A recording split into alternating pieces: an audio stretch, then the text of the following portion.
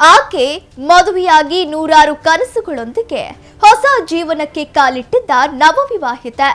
ಗಂಡ ಸರ್ಕಾರಿ ನೌಕರ, ಇನ್ಮುಂದೆ ಸುಖದ ಜೀವನ ನಡೆಸಬಹುದು ಎಂದುಕೊಂಡವಳು. ಆದರೆ ಅದೇನಾಯ್ತು ಗೊತ್ತಿಲ್ಲ.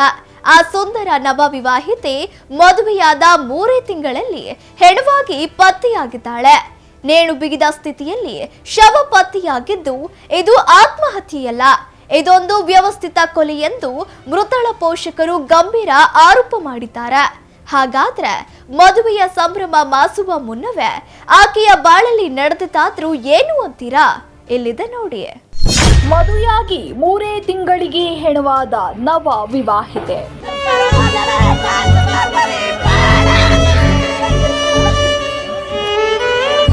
ಮದುವೆಯಾಗಿ 2 ತಿಂಗಳಿಗೆ ಪತ್ನಿಯ ಮೇಲೆ ಸಂಶಯ ಪಡುತ್ತಿದ್ದ ಪತಿ.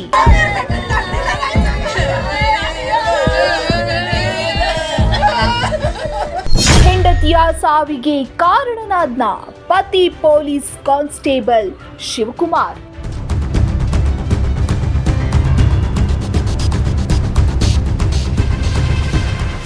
ಹೀಗೆ ಮಗಳ ಮೃತದೇಹವನ್ನು ಕಂಡು ಆಕ್ರಂದನ ವ್ಯಕ್ತಪಡಿಸುತ್ತಿರುವ ಕುಟುಂಬಸ್ಥರು, ನವವಿವಾಹಿತೆಯ ಸಾವಿನ ಬಗ್ಗೆ ಅನುಮಾನ ವ್ಯಕ್ತಪಡಿಸಿ ಆಕ್ರೋಶ ಹೊರಹಾಕುತ್ತಿರುವ ಸಂಬಂಧಿಕರು, ಇಡೀ ಗ್ರಾಮದಲ್ಲಿ ಆವರಿಸಿರುವ ನೀರವ ಮೌನ, ಮೃತಳ ಮನೆ ಸುತ್ತ ಪೊಲೀಸರ ಓಡಾಟ, ಈ ಎಲ್ಲ ದೃಶ್ಯಗಳು ಕಂಡು ಬಂದಿದ್ದು ವಿಜಯನಗರ ಜಿಲ್ಲೆಯ ಹರಪನಹಳ್ಳಿ ತಾಲೂಕಿನ ಗುಳೇದಹಟ್ಟಿ ತಾಂಡದಲ್ಲಿ.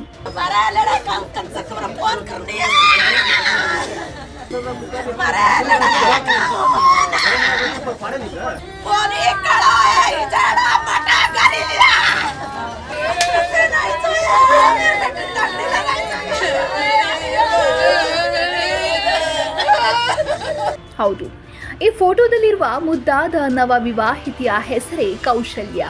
ತಂದೆ ತಾಯಿಗೆ ಮುದ್ದಾದ ಮಗಳಾಗಿದ್ದ ಈಕೆಯನ್ನ ಗುಳೇದಹಟ್ಟಿ ತಾಂಡದ ಪೊಲೀಸ್ ಕಾನ್ಸ್ಟೇಬಲ್ ಆಗಿದ್ದ ಶಿವಕುಮಾರ್ ಎಂಬಾತನಿಗೆ ಕೊಟ್ಟು ಕಳೆದ ಮಾರ್ಚ್ 10ರಂದು ಅದ್ದೂರಿಯಾಗಿ ಮದುವೆ ಮಾಡಿಕೊಡಲಾಗಿತ್ತು. ಅಳಿಯ ಪೊಲೀಸ್ ಕೆಲಸದಲ್ಲಿದ್ದಾನೆ, ಮಗಳನ್ನ ಚೆನ್ನಾಗಿ ನೋಡಿಕೊಳ್ಳುತ್ತಾನೆ ಎಂಬ ಭರವಸೆಯೊಂದಿಗೆ ಪೋಷಕರು ಬರೋಬ್ಬರಿ 18 ತೊಲ ಚಿನ್ನಾಭರಣ, 3 ಲಕ್ಷ ರೂಪಾಯಿ ನಗದು ನೀಡಿ ಹರಪನಹಳ್ಳಿಯ ಕಲ್ಯಾಣ ಮಂಟಪದಲ್ಲಿ ಅದ್ಧೂರಿ ವಿವಾಹ ನೆರವೇರಿಸಿದರು. ಆದರೆ ಈಗ ಮದುವೆಯ ಸಂಭ್ರಮ ಮಾಸುವ ಮುನ್ನವೇ ಕೌಶಲ್ಯ ನೇಣು ಬಿಗಿದ ಸ್ಥಿತಿಯಲ್ಲಿ ಶವವಾಗಿ ಪತ್ತೆಯಾಗಿದ್ದಾಳೆ. ಗಂಡನ ಮನೆಯಲ್ಲಿ ಕೌಶಲ್ಯ ಶವವಾಗಿ ಪತ್ತೆಯಾಗುತ್ತಿದ್ದಂತೆ ಮೃತಳ ಪೋಷಕರು ಮತ್ತು ಸಂಬಂಧಿಕರ ಆಕ್ರೋಶ ಮುಗಿಲು ಮುಟ್ಟಿದೆ. ಇದು ಯಾವುದೇ ಕಾರಣಕ್ಕೂ ಆತ್ಮಹತ್ಯೆಯಲ್ಲ, ಇದೊಂದು ವ್ಯವಸ್ಥಿತ ಕೊಲೆ ಎಂದು ಕೌಶಲ್ಯಳ ಸಂಬಂಧಿಕರು ನೇರ ಆರೋಪ ಮಾಡುತ್ತಿದ್ದಾರೆ. ನಡೆದಿರೋದು ಅನುಮಾನಾಸ್ಪದ ಸಾವು ಅಂದರೆ ಇದು ಬೇಕಂತಲೇ ಹೊಡೆದು ಹಾಗೇ ಹೊಡೆದ ಮೇಲೆ ಅದನ್ನು ತೀರಾ ಪ್ರೆಜರ್ ಆದಮೇಲೆ ಅವ್ರು ಏನು ಮಾಡಿದ್ದಾರೆ ಅಂದರೆ ಆ ಒಂದು ತೊಲೆಗೆ ಸೀರೆ ಕಟ್ಟಿ ಅವ್ರು ಏನು ಮಾಡಿದ್ದಾರೆ, ಬಟ್ಟೆ ಹ್ಯಾಂಗಿಂಗ್ ಮಾಡ್ಕೊಂಡು ಅವ್ರೊಟ್ಟಿಗೆ ಅವರೇ ಮರಣ ಹೊಂದಿದ್ದಾರೆ ಅನ್ನೋ ಒಂದು ಲೆಕ್ಕಕ್ಕೆ, ಆತ್ಮಹತ್ಯೆ ಮಾಡ್ಕೊಂಡಾರೆ ಅನ್ನೋ ಲೆಕ್ಕಕ್ಕೆ ಅವ್ರು ಏನು ಮಾಡಿದ್ದಾರೆ ಅಂದರೆ ಆ ಸೀರೆಯನ್ನು ಕುತ್ತಿಗೆ ಕಟ್ಟಿ ಕೆಳಗೆ ಚೇರಿಟ್ಟು, ಚೇರು ಮಗಲಿಗೆ ಇದೆ ರೀ.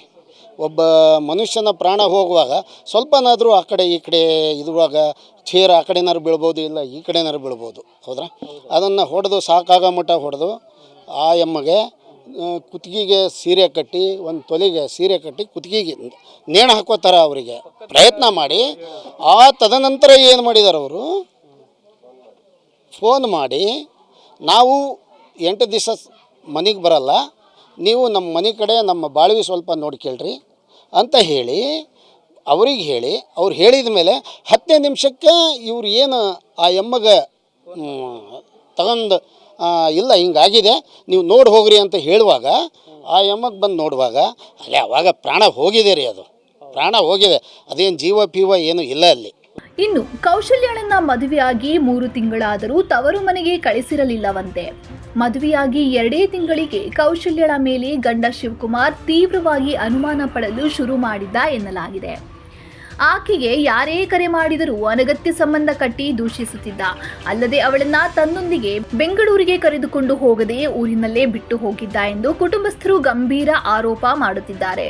ಅಷ್ಟೇ ಅಲ್ಲ, ಕೌಶಲ್ಯಳ ತವರು ಮನೆಯಾದ ಯರಬಳ್ಳಿ ಗ್ರಾಮದಲ್ಲಿ ವಿಂಡ್ ಫ್ಯಾನ್ ಅಳವಡಿಕೆಗೆ ಅವರ ಜಮೀನು ನೀಡಲಾಗಿತ್ತು. ಇದರಿಂದ ಅವರಿಗೆ ಲಕ್ಷಾಂತರ ರೂಪಾಯಿ ಹಣ ಬಂದಿತ್ತು. ಈ ವಿಷಯ ತಿಳಿದ ಗಂಡ ಶಿವಕುಮಾರ್, ನನಗೆ ಮನೆ ಕಟ್ಟಿಸಲು ಹಣ ಬೇಕು, ತವರು ಮನೆಯಿಂದ ಹಣ ಇಸ್ಕೊಂಡ್ ಬಾ ಅಂತ ಕೌಶಲ್ಯಳಿಗೆ ನಿರಂತರವಾಗಿ ಪೀಡಿಸುತ್ತಿದ್ದ ಎನ್ನಲಾಗಿದೆ. ಇದೇ ಕಾರಣಕ್ಕೆ ಶಿವಕುಮಾರ್ ಹಾಗೂ ಆತನ ಕುಟುಂಬಸ್ಥರು ಕೌಶಲ್ಯಳನ್ನ ಹೊಡೆದು ಕೊಲೆ ಮಾಡಿ ನಂತರ ಆತ್ಮಹತ್ಯೆಯ ಕಥೆ ಕಟ್ಟುತ್ತಿದ್ದಾರೆ ಎಂದು ಮೃತ ಮಹಿಳೆಯ ಕುಟುಂಬಸ್ಥರು ಕಣ್ಣೀರು ಹಾಕುತ್ತಿದ್ದಾರೆ. ಮದುವೆ ಆಗಿ 3 ತಿಂಗಳಾಯಿತು ಸರ್. ಮದುವೆ ಆದಾಗಿಂದ ಅವ್ರು ಹಾಗೆ ಮಾಡ್ತಿದ್ದಾರೆ. ವರದಕ್ಷಿಣೆ ಕಡಿಮೆ ಆಯಿತು, ಇದು ಕಡಿಮೆ ಆಯ್ತು ಅಂದರು. ಅವೆಲ್ಲ ಕರೆಕ್ಟಾಗಿ ಕೊಟ್ಟರು ನಮ್ಮ ಮಾವ ಅವರು. ಕರೆಕ್ಟಾಗಿ ಕೊಟ್ವಿ. ಮತ್ತು ಮದುವೆ ಟೈಮಲ್ಲಿ ಚೌಟ್ರಿ ದುಡ್ಡು ನಾವು ಫಸ್ಟಿಗೆ ಒಪ್ಕೊಂಡಿದ್ರು. ಆಮೇಲೆ ಒಪ್ಕೊಂಡಿದ್ಮೇಲೆ ಲಾಸ್ಟಿಗೆ ಬಂದು ನಮ್ಮ ಕೈಲಿ ಆಗಲ್ಲ, ನಾವು ಮಾತಾಡಿಲ್ಲ ಅಂತೇಳಿ ದೇವ್ರ ಆಣೆ ಮಾಡಿದ್ರು. ಸರಿ ಬಿಡು, ನಮ್ಮ ಮಾವ ನನ್ನ ಮಗಳು ಚೆನ್ನಾಗಿರ್ಲಿ ಅಂಥೇಳಿ ಅದಕ್ಕೂ ಒಪ್ಕೊಂಡ್ರು. ಆಮೇಲೆ ಅದು ಆಯಿತು, ಅದು ಮಾಡಿಬಿಟ್ವಿ.